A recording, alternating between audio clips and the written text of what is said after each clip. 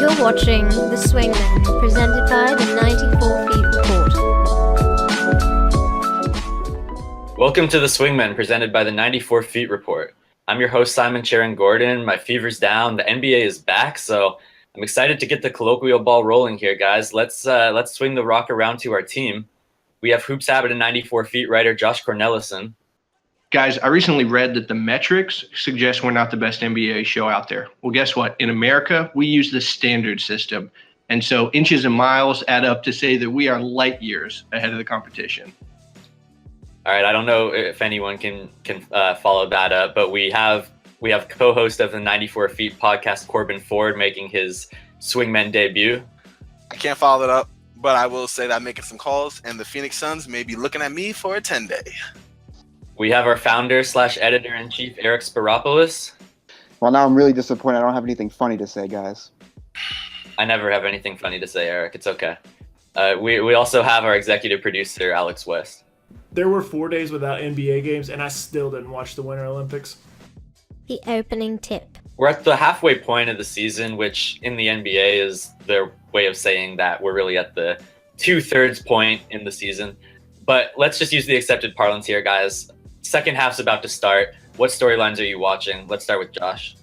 Leading into the All-Star break, we had a number of trends throughout the league. We had teams that were hot and teams that were not. And I want to see which ones are going to continue.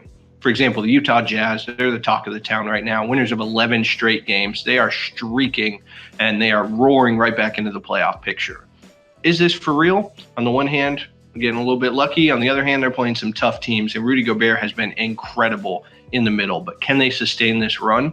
Houston, similarly, has won 10 straight. That's something they've done a couple times this year. But can they really knock off the Warriors? Are they really a challenger to their crown?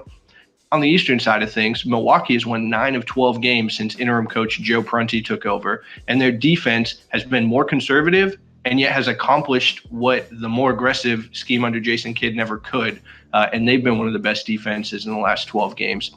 But they're right behind Washington, who's won 8 of 10 games and is sitting pretty in the 4th seed. Can either of those teams continue their run? And then at the top, Boston in the East and Golden State in the West have lost the number 1 seeds to Toronto and Houston, respectively. Can they regain that, or are these kind of shaky times going on a harbinger of things to come? That's what I'm going to be watching for. So my storyline for the rest of the season is the Minnesota Timberwolves, and just trying to see if they can hold on to their spot in the Western Conference so far. Right now, they're 5-5 in their last 10 games, sitting comfortably, if they can, at 4th in the Western Conference. But Coach Tom Thibodeau is always known for running his players into the ground, and that is what I'm concerned about right now. Jimmy Butler already missed the All-Star game, as he told his coach, due to rest and just trying to take a load off and get ready for the second half of the year. But he's already averaging 41 minutes a game in the last 5 games. And if you look back, he's number 1 in minutes played at 37.3 so far this year. And he's already been the top 3 in minutes over the past 3 years. So that's something I'm looking at as well. In addition, Andrew Wiggins has really been struggling just all over as a secondary option, taking shots not only away from Karl-Anthony Towns, but converting them less efficiently. And so I'm trying to see if, one, the Wolves can establish Karl-Anthony Towns' offensive threat more, maybe push Andrew Wiggins to the back burner a little bit. He has horrific numbers right now, shooting 33.9% from beyond 16 feet, and his catch and shoot percentage is lower than anyone else who's attempted as many shots. So can they get together? Can they get some rest, play the rotation members, and just kind of get this ball rolling to finish strong?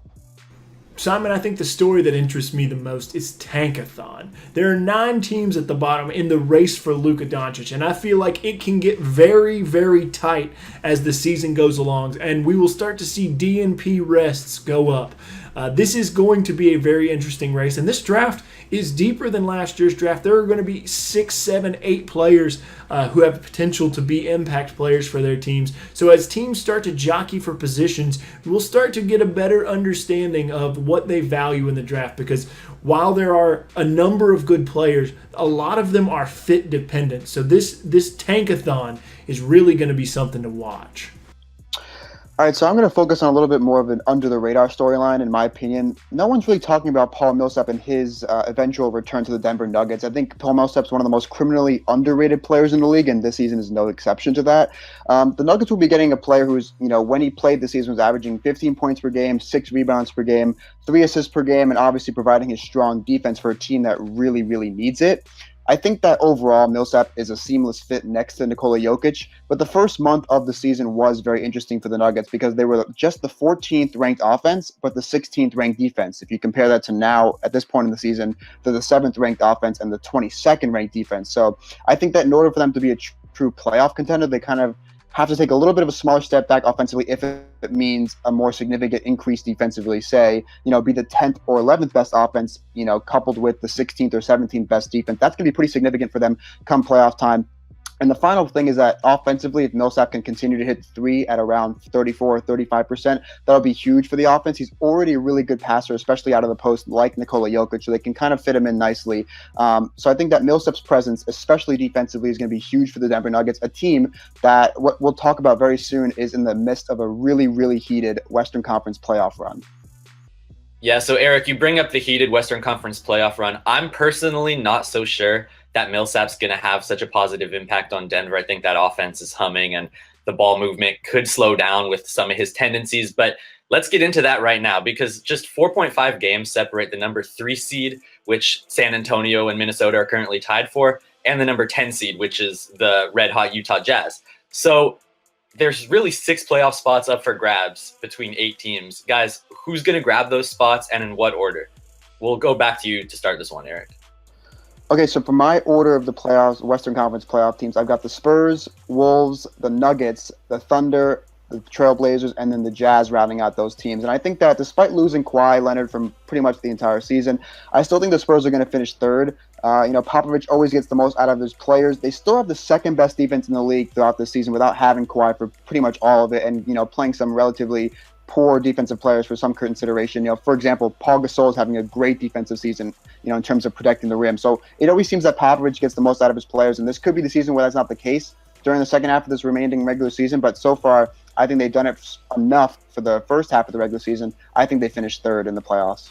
I totally understand wanting to give the Spurs the benefit of the doubt. They've obviously sustained success for a long time now, but eventually that rope's going to run out, and I think it could be this season. Kawhi Leonard, he's out for the rest of the year in a really weird situation, and you're hearing things from this organization you don't usually hear. Players wanting trades and, Kawhi Leonard going to other sources and not wanting to talk to the organization. There's just a lot of weird stuff going on here, and I think that the Spurs all season have been building a house out of popsicle sticks, waiting for Kawhi Leonard to come back, and it's about to fall apart. Now, that could just mean they slip back to 4th. It could mean they drop 5th, 6th, but they're only 3.5 games outside of from being outside of the playoffs altogether, and they're a pretty mediocre 4-6 in the last 10 games. Look, they're the Spurs, and we expect them to win, but if they slip just a bit, they could be fighting just to avoid the Warriors and the Rockets in the first round.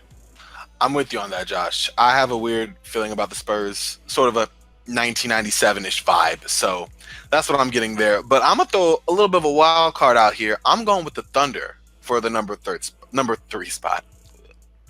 I think that with Paul George and Russell Westbrook really getting their chemistry together, rejuvenated coming off the All-Star break, you got Karl-Anthony at 33 needing that rest coming back. They still need to search for that shooting guard issue with Andre Roberson being injured and having Josh Hustis or Abrinas in there. So I want them to sort that out. But I think with the second half coming into form and them really being determined to make a run and try to get into that number 2 spot, which they won't get, but I think they can get that 3rd spot and get home court advantage. I'm going to throw another curveball back at you, Corbin, because I actually have the Nuggets finishing ahead of the Thunder. As I mentioned before on the show, Paul Millsap is going to be returning soon. I think he's one of the most underrated players in the league, pretty much an all-star caliber player, especially the past couple of seasons. If he can regain that form next to Jokic, I think that's a huge boost for the Nuggets. They'll also be getting Mason Plumlee back, who obviously, he's not that great of a player, but can help their bench. And I think that the move for Devin Harris really solidifies their backup point guard position, which was a real issue for this team when Emmanuel Mudiay was playing there. All these factors, getting healthy, getting a nice veteran there, the team clicking, they're 7-3 in their last 10. I think the Nuggets can actually jump the Thunder and finish 5th in the Western Conference playoffs, with the Thunder falling back a spot. Eric, I think you're dead on with Denver being a lock to make the playoffs. They've been playing really well recently. And just behind them, the Utah Jazz, I think, have to be another lock. Now, that's crazy to say. They're currently 10th in the West. But the way they're playing right now, they've had such a strong stretch. And the schedule before them is super easy.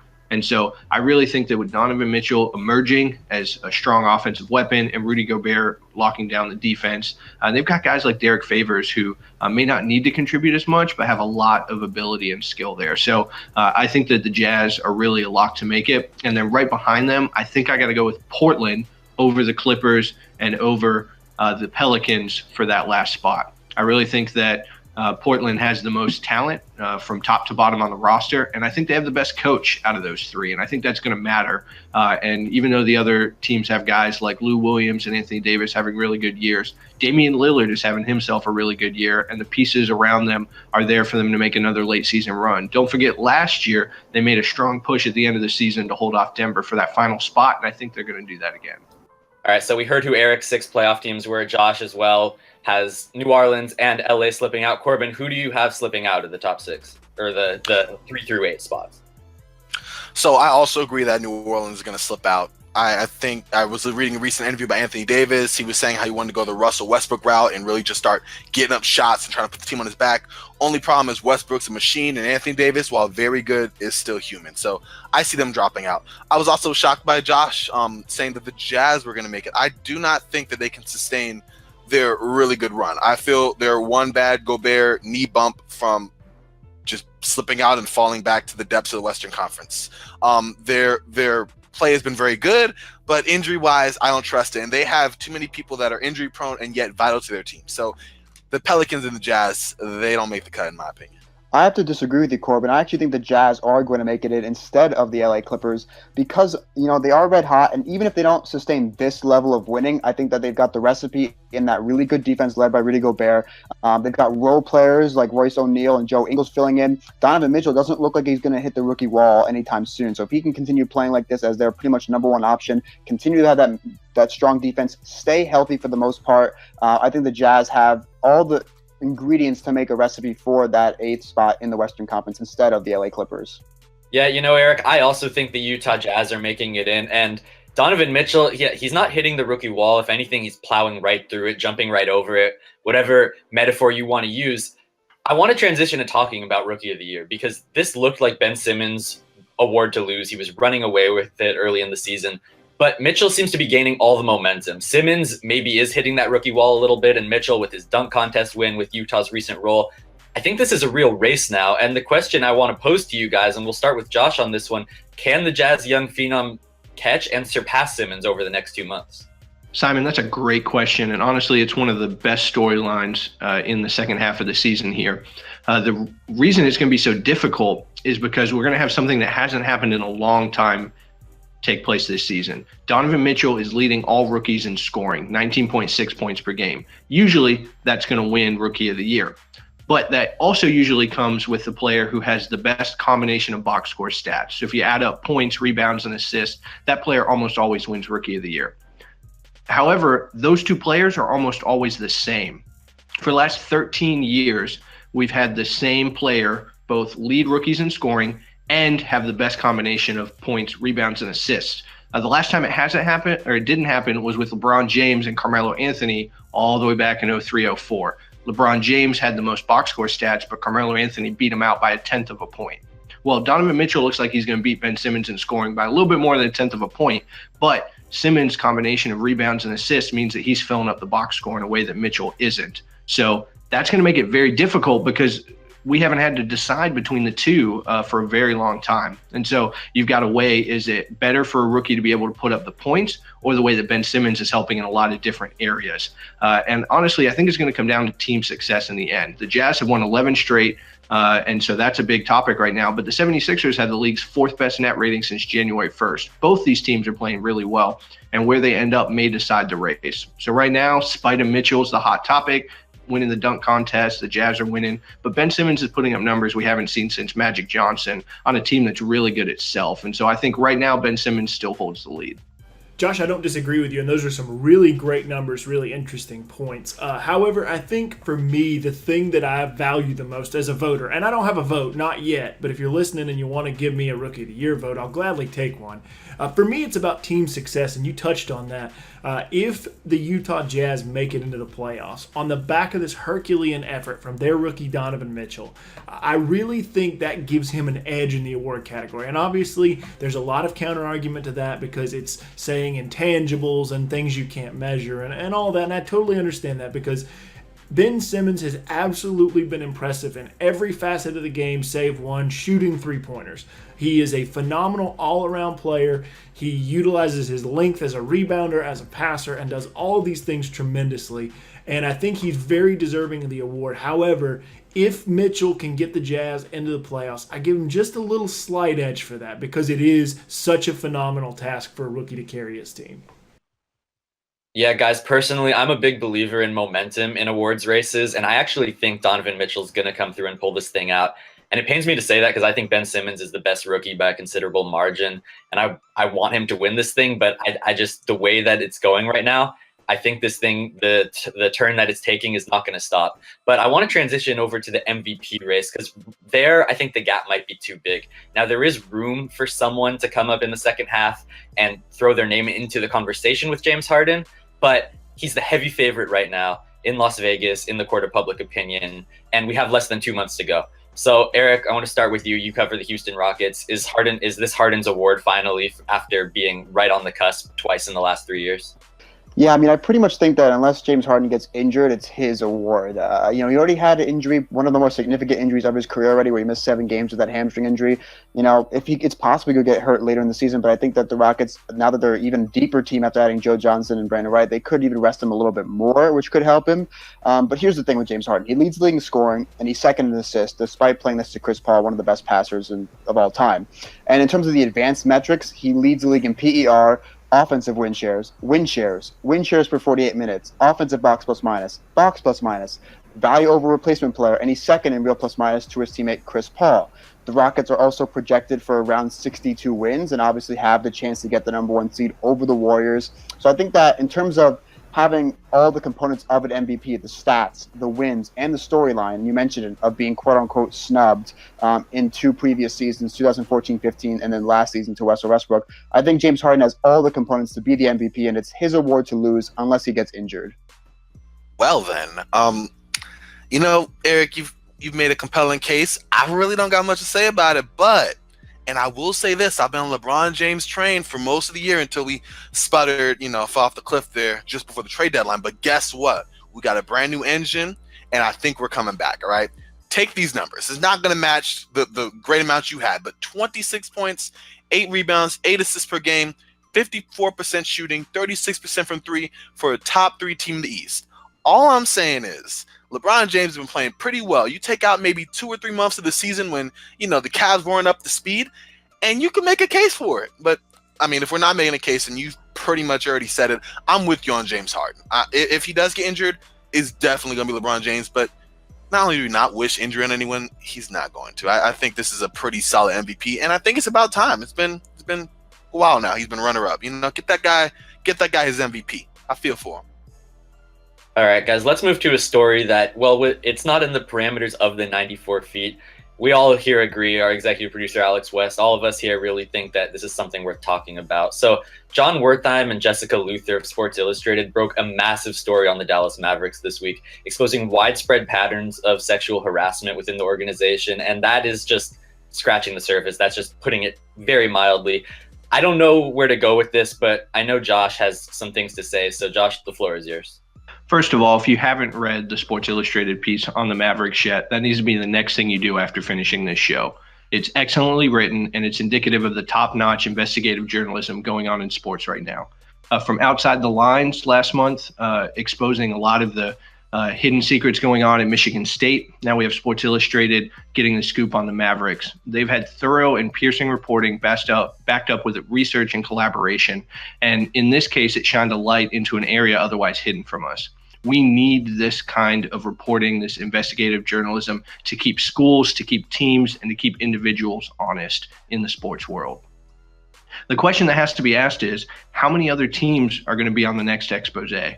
For a league that purports itself as the most progressive, evolved league of the major sports, this is a dark stain that could grow larger. When Adam Silver faced the Donald Sterling incident soon after he took over as commissioner, it was easy enough to view that as a one-time thing, but it didn't go away. From Phil Jackson and George Karl making tone-deaf remarks about communities of black people, to Laura Ingraham just last week telling LeBron James to shut up and dribble.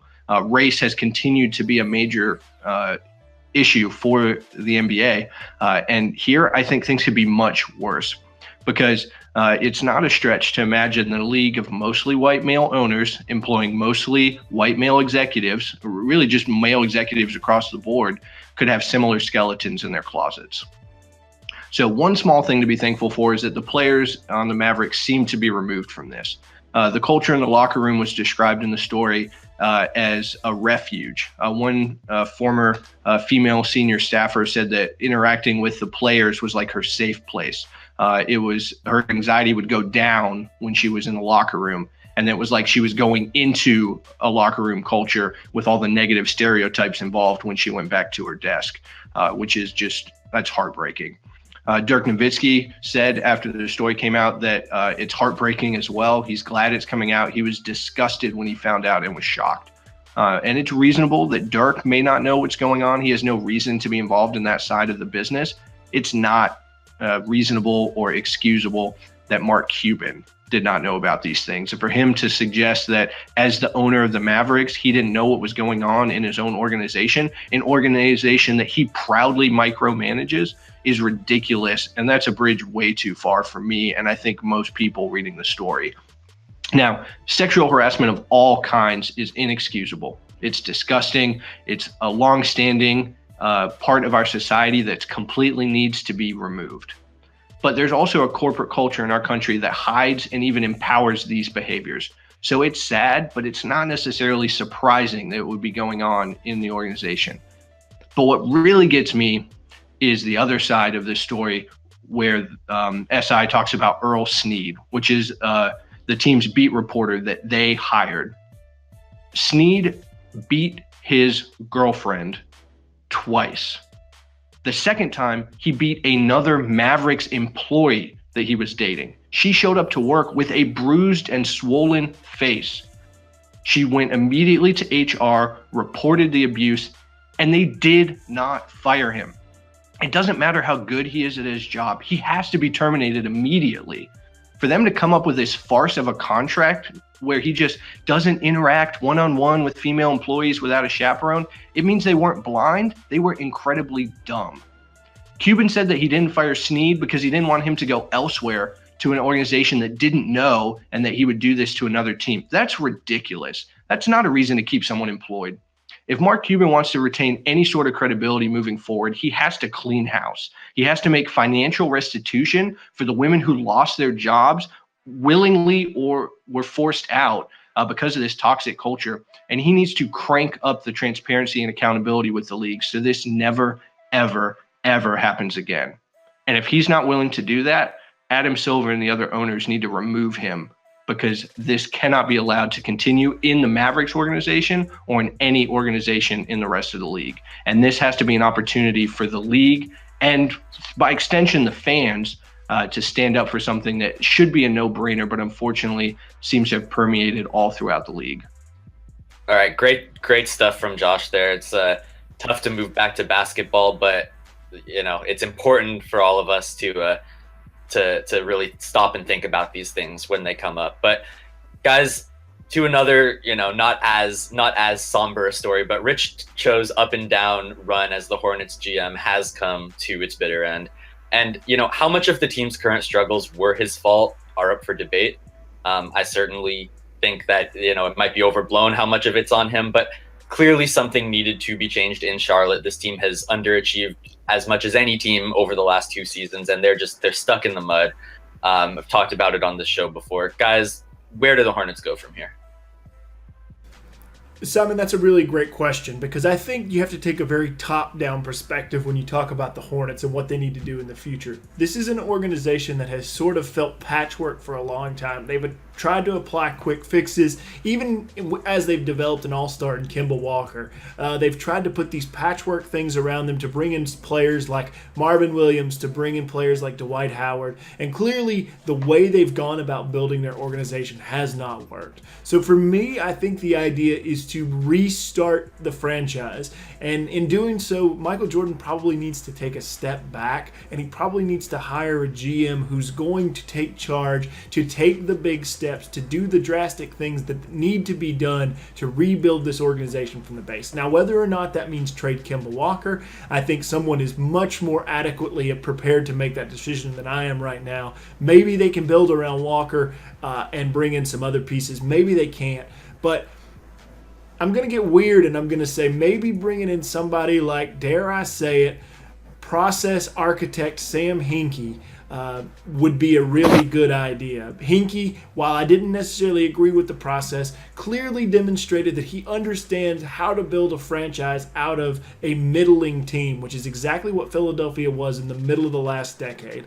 They were a team that was making the playoffs and little else, but Sam Hinkie broke it down to the base, and he rebuilt a team that is now built around Ben Simmons, Joel Embiid, and eventually Markelle Fultz. And that is a much, much brighter outlook than anything the Hornets have going right now. So for me, I think it's about starting completely over and making the Hornets a brand new team in the image of the GM. See, I'm with you on this, Alex. I do think there needs to be a culture reset up there in the front office for the Hornets. And I also think that the GM needs to have a bigger voice. Take control, lay from the ground up his foundation and get started. However, Hinkie, nah, man. I'm looking at Mitch Kupchak, all right? He's been talked about already in numerous circles. I feel we got him. A few things to note as a loyal Lakers fan here. Let's not look at the summer 2016. Free agency then was just not cool.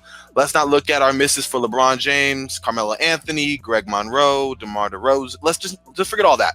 Go back to 2008, man, all right? That was the year of greatness for us Lakers, all right, man? We swung that mid-season deal. We got Pau Gasol. We did that, man. We got that, all right? We didn't get the championship that year, but we got a couple, all right? Look at Kupchak with the 5 rings in the 17 years he was in charge of the Lakers, all right? He went through a plethora of issues, man. You had Shaq Kobe. You had the 2004 super team. You had the 2013 super team. We know he went through some struggles, man, but he got those rings, and the rings are what speaks, baby, all right? All I'm saying is Kupchak has the voice. Kupchak has the reputation, and he is the man for the job. Vote for Kupchak, y'all. Yeah, and Corban, I think Charlotte still has some form of rights to Kobe Bryant. I'm not really sure. They could really make this thing work. But let's move on to our last segment here. It looks like a 2-horse race for the number 1 seed in the Eastern Conference, with the Toronto Raptors leading Boston by 2 games. I think I'm right to count Cleveland out, but maybe not. We'll see what you guys think. And if it is a 2-horse race, which of these teams is going to finish number 1, guys? We'll start with Josh on this one. Simon, I think the only sane answer are the Toronto Raptors. Look, we've always enjoyed doubting them in years past. They seem to underperform in the playoffs, but this team has reinvented itself around a more egalitarian offense. They're jacking more threes. They're moving the ball. DeMar DeRozan is having a career year. We all love to hate on him, but he is playing incredibly well. He absolutely deserved his all-star berth. And I think that this team has a young bench that is sustaining it, even if one or the other of their stars don't show up on a given night. And so I think there's just enough pieces here that Dwayne Casey can put together a team that is successful each and every night.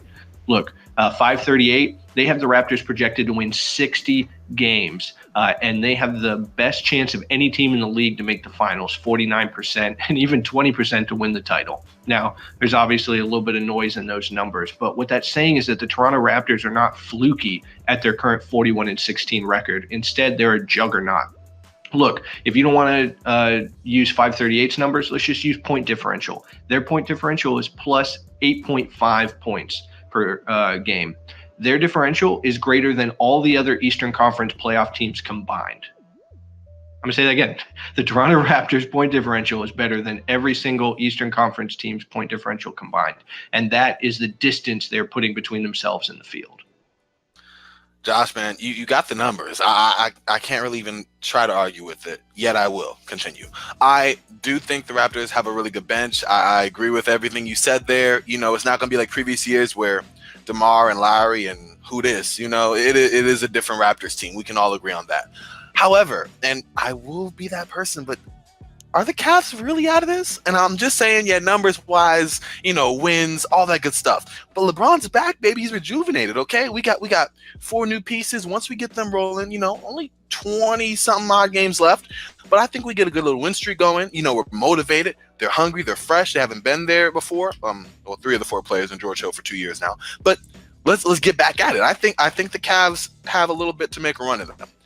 However, all that being said, thinking rationally, it's probably going to be the Raptors. It's their time anyway. Corban, you talked about being the guy, and I'm absolutely going to be that guy. The Boston Celtics are going to win the Eastern Conference. They have a formula that worked in the early part of the season with a slow, grinding pace and a good defense, followed up by Kyrie Irving's shot-making ability. Marcus Smart's return is going to be a huge boon for their defense, which has taken a little bit of lull during his absence. And Jaylen Brown and Jason Tatum have had some time to get through those rookie and sophomore walls that they've been suffering with. Brad Stevens is one of the best coaches in the league, and he will absolutely have this team prepare for the stretch run. And I think with all the pieces that they have, they can overcome the Toronto Raptors in the 2-game deficit that they're in right now, and most likely they'll go in as the 1 seed. So, Corban, I understand you like being the man, but I will not even consider to entertain a possible Cavs being the number 1 seed. I will accept Boston Celtics' answer because they are only 2 games back and they've shown the recipe to have that number 1 seed for most of the season. Ultimately, I'm still going to choose the Toronto Raptors for most of the reasons that Josh brought up. Their incredible bench, which I think suits them really well for the stretch run of the regular season. You know, Kyle Lowry has been really good this season despite what you most would consider relatively pedestrian traditional numbers. All of his counting sets have taken a big hit. He's taken a smaller hit in usage, but that sets him up to be better in the playoffs and even, in March and April in the regular season if they need to crank out some wins to keep that number 1 seed. This team is extremely elite, as Josh said. They have the 4th offense and the 3rd best defense. Very few teams can even consider to be that good on both ends of the floor. So their depth, their stars leading the way, and their ability to be good on both ends of the floor leads me to believe that the Raptors will finish as the number 1 seed, with the Celtics being the 2nd seed and the Cavs being a distant 3rd seed. Sorry, Corban. Good stuff on the Raptors all around, guys. Josh, I love those numbers. I'm going with Toronto too, but for a different reason. I picked them to win the East before the season. Not only did I get a ton of heat from pretty much everyone I talked to, even Raptors fans that I talked to about it, said like, Simon, I appreciate it, but it's not happening. You're crazy.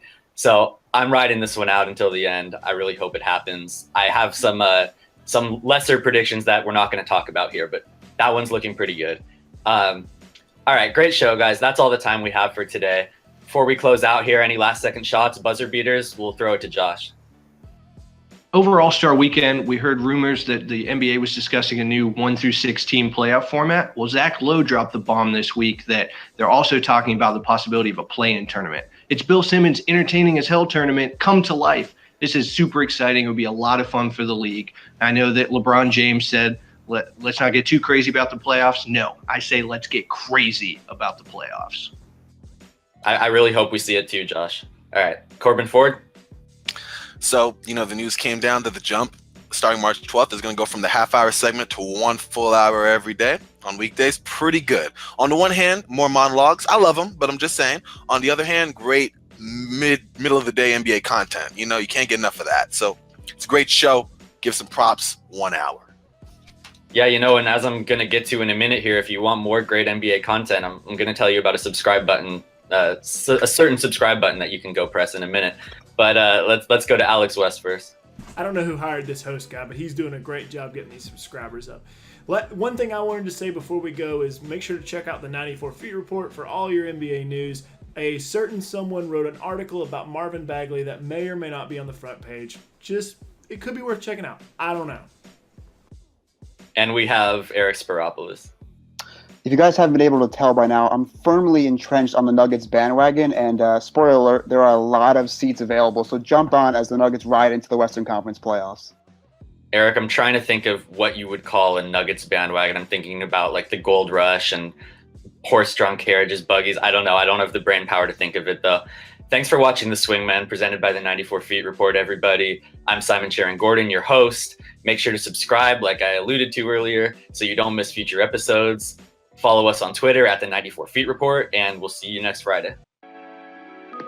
Thanks for watching The Swingmen, presented by the 94 Feet Report.